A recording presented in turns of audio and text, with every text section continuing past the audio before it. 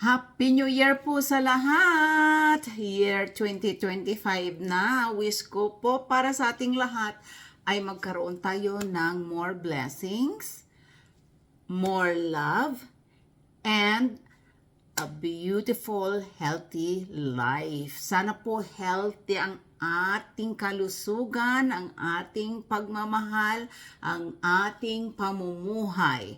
Okay? So, sana po ay maging abundance ang ating mga araw sa taon ng 2025.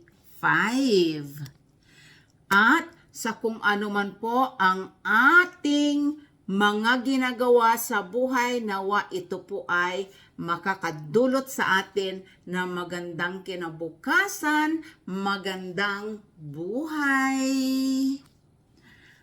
Palaging masaya, di ba?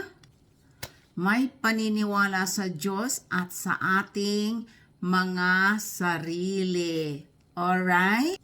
So, yan lamang po ang wish ko sa ating lahat, na tayong lahat ay maging healthy at happy sa buhay. Alright? So, ito po ang aking ginagawa tonight. Ito po ay dry seasoning. Naka-dehydrate na siya for 48 hours. Meron pa po ako sa dryer at ito na po ang aking nagawa.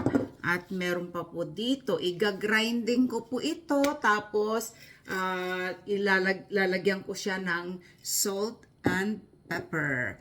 Ayan lamang po, magandang buhay, magandang kinabukasan, happy life, more love, more abundance sa anuman po ang ating ginagawa sa pang-araw-araw.